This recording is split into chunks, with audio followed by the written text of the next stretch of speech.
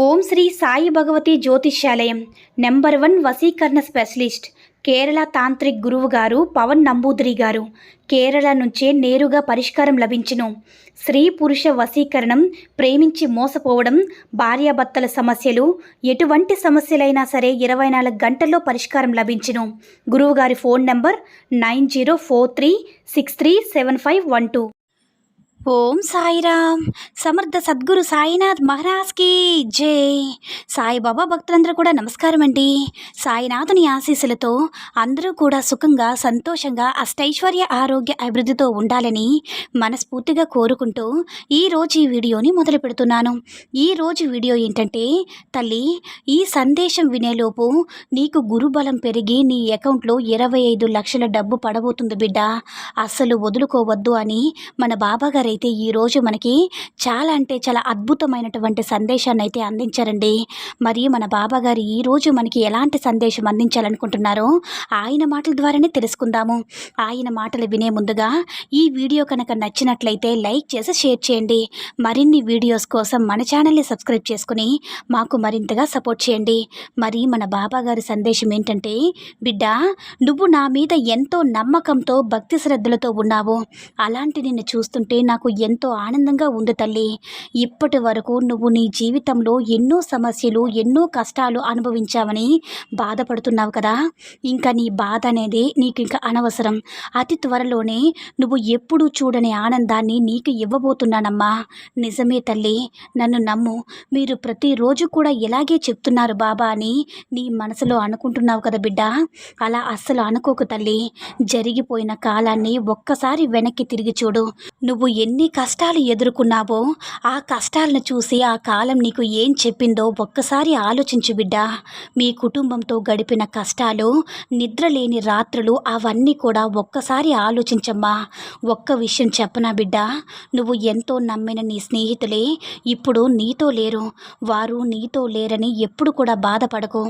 ఎవరు ఉన్నా లేకున్నా నేనెప్పుడు కూడా నీతోనే ఉంటాను బిడ్డ. మీ ఆపద సమయంలో కూడా ఏదో ఒక రూపంలో వచ్చి నీకు సహాయం చేస్తాను తల్లి. నేనెప్పుడు కూడా నీ బాధలన్నీ కూడా తీరుస్తానమ్మా. ఇది నేను ఊరికినే చేయడం లేదులే. నువ్వు నాపై చూపే ప్రేమ, భక్తి, నమ్మకం వల్లే నీ కష్టాలను నేను మోస్తున్నాను. నువ్వు ఆనందంగా ఉంటేనే నేను కూడా ఆనందంగా ఉంటాను తల్లి. నీ కష్ట సమయంలో కూడా నీ భుజం తట్టి మరి నీకు పరిష్కారం చూపుతాను బిడ్డ. ఎవరైతే నిన్ను అవమానించారో వారి ముందే నిన్ను ఉన్నత స్థాయిలో నిలబెడతాను తల్లి. నీకు ఏదో ఒక రూపంలో నీకు రావాల్సిన ధనం అనేది చేతికి అందేలా చూస్తాను. నువ్వు అప్పుల్లో కూరుకుపోయినప్పుడు, కష్టాలతో సతమతమవుతున్నప్పుడు నీకు ధైర్యాన్నిచ్చి నీకు మంచి మార్గాన్ని చూపించిన నీ తండ్రినమ్మా నేను. నీ కోసం ఇల్లు ఏర్పరిచి అన్ని విధాలుగా కూడా అన్ని అనుకూలంగా ఉండేలాగా చూశాను. ఎప్పుడు కూడా నా మనసుకు నచ్చిన ముద్దు బిడ్డవు తల్లి. నీ చుట్టూ ఉన్న వారంతా వారి సంపద గురించి చెప్పినా నువ్వు మాత్రం నా అడుగు జాడల్లోనే నడుస్తున్నావు బిడ్డ. ఎవరెవరు ఎన్ని మాటలు మాట్లాడినా సరే నా జీవితాన్ని నా సాయి తండ్రి బాగు చేస్తాడనే నమ్మకంతో ఎదురు చూశావు. అందరూ కూడా నా ఆలయంలో ఉండడానికి, నన్ను దర్శించుకోవడానికి స్థలాన్ని వెతికారు. కానీ నువ్వు మాత్రం నన్ను నీ మనసులోనే నిలుపుకొని నన్ను దర్శించావు బిడ్డ. అందరూ వారి వారి దిగులు పోవాలని కోరారు. కానీ నువ్వు మాత్రం చాలా ప్రశాంతంగా నా మీద నమ్మకంతో ఉన్నావు బిడ్డ. నీకు మంచి చేస్తానని నువ్వు నమ్మావు కదా తల్లి. అలాంటి నీకు మంచి చేయకుండా ఉంటానని చెప్పు. ఇప్పటి వరకు నువ్వు నన్ను నమ్మి కాలాన్ని గడిపేశావు. ఇప్పటి వరకు ఈ కాలంతో పాటు నేను కూడా నీతోనే ఉంటూ నీ గురించి ఆలోచిస్తాను బిడ్డ. ఇప్పుడు నీ మనసు కుదుట పడింది కదా తల్లి. నీకు కావాల్సింది నీ ముందు ఉంచుతాను. నువ్వు కోరింది ఆనందంగా స్వీకరించు. ఏది జరిగితే నువ్వు ఆనందంగా ఉంటావో అది నీ జీవితంలో తప్పకుండా జరిగి తీరుతుంది. నిన్ను తిట్టిన వారికి మంచి మాటలు చెప్పు, మంచినే చెప్పు. నువ్వు ఎప్పుడు ఎలా ఉంటే నీ బాబాను కూడా ఎప్పుడు కూడా నీతోనే ఉంటానమ్మా. నీ జీవితంలో గడిపే కొన్ని క్షణాలు మాత్రం జాగ్రత్తగా ఉండు బిడ్డ. నీకు తెలిసినవి, తెలియనివి అన్నీ కూడా నీ ముందు ఉంచుతాను. వాటిలో మంచి చెడులు తెలుసుకొని మసలుకునే బాధ్యత నీదే కాబట్టి జాగ్రత్తగా ఉండమ్మా. నువ్వు కోరుకున్నవన్నీ కూడా నీ ముందే ఉంటాయి. నీ జీవితాన్ని నీ చేతుల్లోనే ఉంది తల్లి. నీ కష్టాలకు ఒక ముగింపు వచ్చేసింది తల్లి. భయపడకు. భయం వేస్తే నా బాబా నాకంతా మంచే చేస్తారని గట్టిగా అనుకో. అంతా మంచి మంచే జరుగుతుంది బిడ్డ. నీ బాధంతా నాకు తెలుసు. అన్నింటికీ కూడా నేనొక ముగింపునిస్తాను. అప్పటి వరకు నువ్వు నమ్మకంతో ధైర్యంగా ఉండు. అప్పుడే అంతా అయిపోయిందని అనుకోకు. అతి త్వరలోనే నీ జీవితం మారిపోతుంది బిడ్డ. నేను చక్కబెడతాను కదా. కాబట్టి నమ్మకంతో నీ పనులు నువ్వు చేసుకో. మిగతాదంతా నేను చూసుకుంటాను. ధైర్యంగా ఉండని చెప్పాను కదా తల్లి. అప్పుడే అంతా అయిపోలేదు. ఇప్పుడే నీ జీవితం మొదలయ్యింది. ఆనందంగా ఉండడానికి సిద్ధంగా ఉండు బిడ్డ.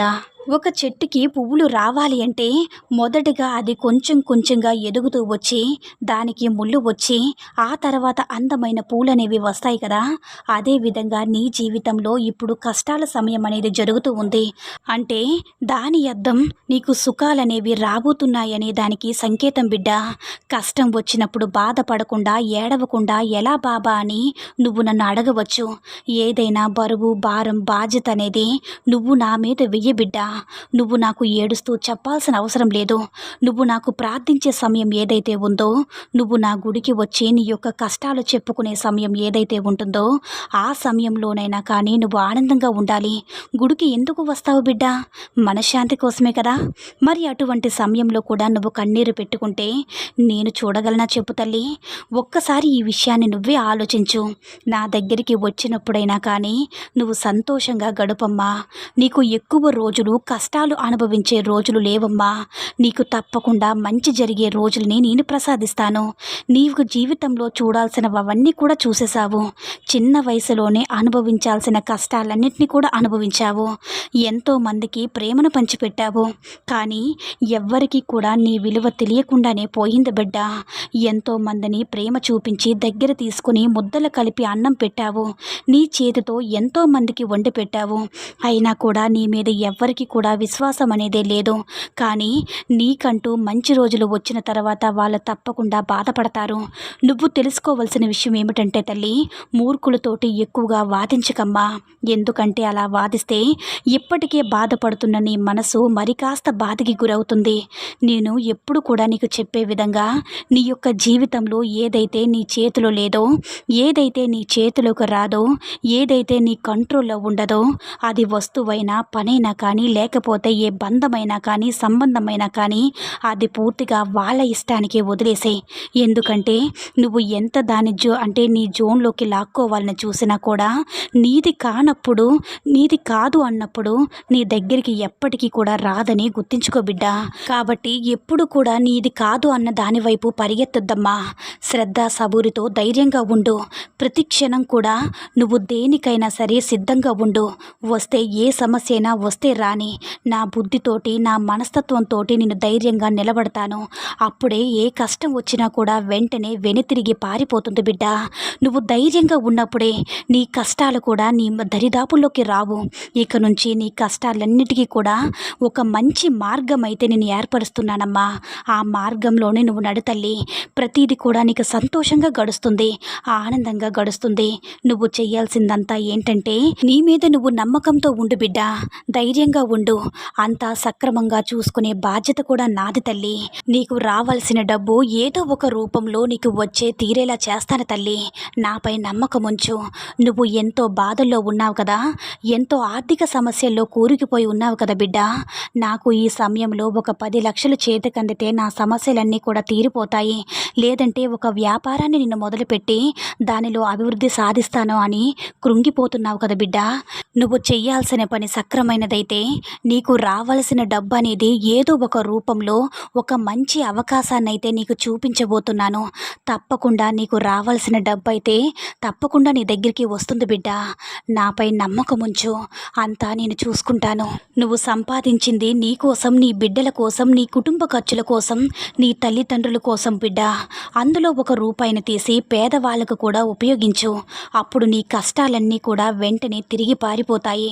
నీకు ఎటువంటి కర్మ దోషాలున్నా కూడా పారిపోతాయి బిడ్డ. నువ్వు 50 రూపాయలు సంపాదిస్తే అందులో ఒక 2 రూపాయలు ఎవరికైనా సాయం చేస్తే బాగుండు అని నీ మనసుకి ఎప్పుడైతే వస్తుందో అప్పుడే నీ జీవితంలో శుభగడియలనేవి మొదలవుతాయి. ఈ ఒక్క విషయం గుర్తించుకో బిడ్డ. నన్ను నమ్ముకున్న నా భక్తులందరికీ కూడా ఎల్లప్పుడూ కూడా మంచి చేస్తాను, నమ్మకంతో విశ్వాసంతో ఉండండి అని మన బాబాగారు అయితే ఈరోజు మనకి చాలా అంటే చాలా అద్భుతమైనటువంటి సందేశాన్ని అయితే అందించారండి. సాయి మహిమల ద్వారా వచ్చిన ఈ సందేశం మీ అందరికీ కూడా నచ్చిందని అనుకుంటున్నాను. ఈ వీడియో కనుక నచ్చినట్లయితే మిగతా సాయి భక్తులందరికీ కూడా రీచ్ అయ్యేలా షేర్ చేసి లైక్ చేయండి. అలాగే మన ఛానల్ని ఎవరైనా మొదటిసారిగా చూస్తున్నట్లయితే తప్పకుండా సబ్స్క్రైబ్ చేసుకుని మాకు కొంచెం సపోర్ట్ చేయండి. సర్వే జనా సుఖినో భవంతు. జై సాయిరామ్.